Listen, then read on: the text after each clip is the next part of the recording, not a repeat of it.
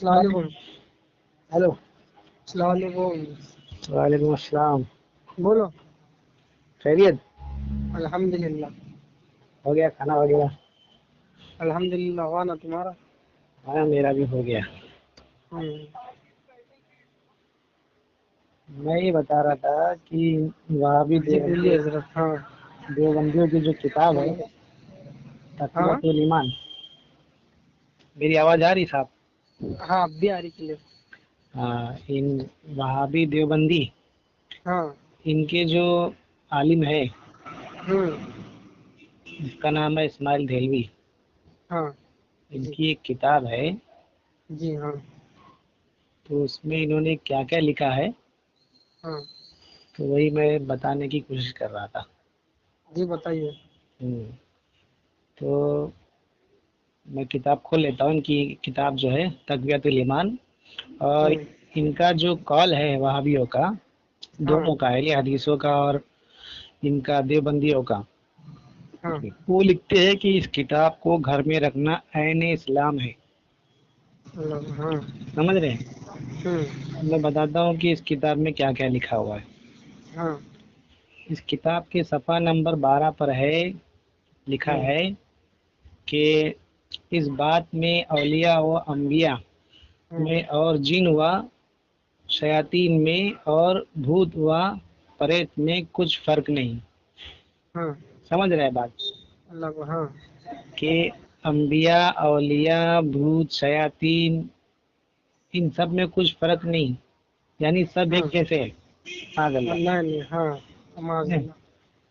دیکھو کتنے بڑے مطلب گستاخ ہے یہ. انبیاء بہت اولیاء بڑی کو گستاخ ہے. اور ہاں بھوت پریت کو ملا دیا انہوں نے. بہت حرام خور لوگ ہیں.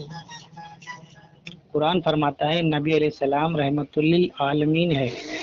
ہاں بقول اسماعیل دہلوی کی یہ برابر کیسے ہوئے؟ ہاں یعنی کیا شیاطین بھوت پریت بھی رحمت للعالمین ہے؟ نہیں نہیں. تو یہ معاذ قرآن کے اللہ. خلاف ہوئی نا ان کی کتاب وہابیوں کی. ہاں ہے نا. اور ان کا برابر ہے. رکھنا جو ہے ان حرام خوروں کے نزدیک جو ہے عین اسلام ہے. ہاں یہ کتاب ان کے گھر میں رکھنا. ہوں اب پھر صفحہ نمبر 20 پر جو ہے اسی کتاب میں لکھا ہوا ہے مخلوق بڑا ہو یا چھوٹا اللہ کی ہاں شان کے آگے چمار سے بھی ذلیل ہے. ہاں معذرت رب العالمین. معاذ اللہ. ہے نا. پھر ہاں یہ برابر. جو دعویٰ ہے ان کا یہ کون سی آیت یا حدیث سے ہے یہ دکھا ہاں سکتے؟ کبھی نہیں دکھا سکتے. مر جائیں گے لیکن نہیں دکھا نہیں کر سکتے. ہے سکتے. نا. ہاں ہوں چمار کی تو کچھ حیثیت ہے لیکن علاوہ تمام مخلوق چمار سے زیادہ ذلیل ہے. اب ہاں چمار کس سے کہتے ہیں؟ ہاں جو چپل سیتا ہے موچی وغیرہ. ہاں ہے نا. ہاں اب بتاؤ اس کی تو کچھ حیثیت ہے اللہ کے نزدیک. نہیں ہے. باقی تمام مخلوق میں تو سب آ گئے انبیاء اولیاء. ہے نا. ہاں ہاں تو ان کی کوئی عزت نہیں ہے لیکن چمار کی عزت ہے. ہاں دیکھو معاذ اللہ رب العالمین. معاذ اللہ. اور ان کی جو صفحہ نمبر 54 پر ہی لکھتے ہیں مخلوق ہونے میں ہوں چاند اور سورج اور نبی اور ولی برابر ہے. اور آگے میں آپ کو بتاتا ہوں سورج اور چاند سے تشبیہ دیتے ہیں کہ قرآن اور حدیث میں اس کا ذکر ہے. سمجھ رہے؟ ہاں پھر صفحہ نمبر 59 پر یہ لکھتا ہے کہ اور جس کا نام محمد یا علی ہے ہاں وہ کسی چیز کا مختار نہیں. معاذ اللہ. معاذ اللہ. اب یہ ان کا جو کہ قرآن و حدیث سے ہمیں جو معلوم ہوتا ہے کہ اللہ تعالیٰ نے نبی علیہ السلام کو مختار کل بنایا ہے ہاں تو کیا یہ جو ہے یہ لوگ کیا قرآن حدیث نہیں پڑھتے تھے؟ کیا انہیں سورہ احزاب کی آیت نمبر 37 میں ہوں لکھا ہے کہ اور یہ محبوب یاد کرو جب تم فرماتے تھے اسے جس ہوں نے اللہ نے نعمت دی اور تم نے اسے نعمت دی. ہوں یعنی شاید سے معلوم پڑتا ہے کہ ہوں نبی کریم صلی اللہ تعالی وسلم اللہ کی عطا سے غنی عطا کرنے انعام فرمانے والے پر اختیار ہے، یعنی کہ نبی کریم صلی اللہ علیہ وسلم کو جو ہے لوگوں کو دینے پر یعنی کہ اختیار ہے کہ نبی جسے جو چاہے دے سکتے تھے اس آیت کے مطابق۔ تو یہ قرآن کے منکر ہوئے ہاں ہے کہ نہیں؟ ہاں پھر ہاں یہ جو ان کی عبارت ہے ہاں یہ قرآن کے خلاف ثابت ہو رہی ہاں ہاں ہے نا۔ ہاں برابر ہے۔ پھر صفحہ نمبر 77 پر لکھتا ہے رسول کے چاہنے سے کچھ نہیں ہوتا، سمجھ رہے؟ یہ عقیدہ قرآن و حدیث کے خلاف ہے۔ حدیث میں آتا ہے کہ حضرت سیدنا عائشہ صدیق رضی اللہ تعالیٰ عنہ سے مروی ہے کہ رسول اللہ صلی اللہ علیہ وسلم نے ارشاد فرمایا، اے عائشہ اگر میں چاہوں تو میرے ساتھ سونے کے پہاڑ چلا کرے، سمجھ رہے ہیں؟ اور انہوں نے کیا لکھا ہے، رسول کے چاہنے سے کچھ نہیں ہوتا۔ اور رسول اللہ صلی اللہ علیہ وسلم کیا فرماتے ہیں، میں اگر چاہوں تو میرے ساتھ سونے کے پہاڑ چلا کرے، ہے نا۔ دیکھیں ان کا عقیدہ جو ہے، ان کا عین اسلام، دیوبندیوں کا، اہل حدیثوں کا عین اسلام کس طرح سے قرآن و حدیث کے خلاف ہے نا۔ ہاں برابر۔ ہاں، یہ جو حدیث ہے یہ مشکات شریف کی حدیث ہے جو میں نے ابھی پڑھی۔ اس حدیث سے صاف ظاہر ہے کہ آپ چاہیں تو یعنی اس پر اختیار رکھتے ہیں کہ سونے کے پہاڑ بھی آپ کے ساتھ چلے۔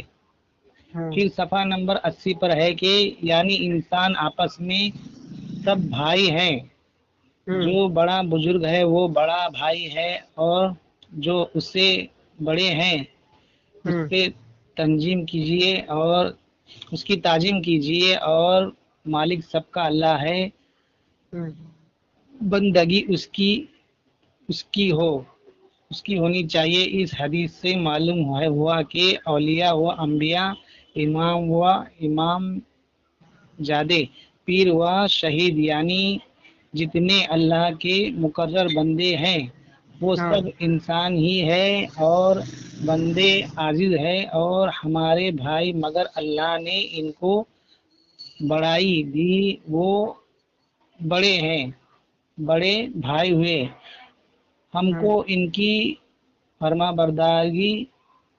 برداری کا حکم کیا ہے، ہم ان سے چھوٹے ہیں تو ان کی تعظیم انسانوں کی کرنی چاہیے۔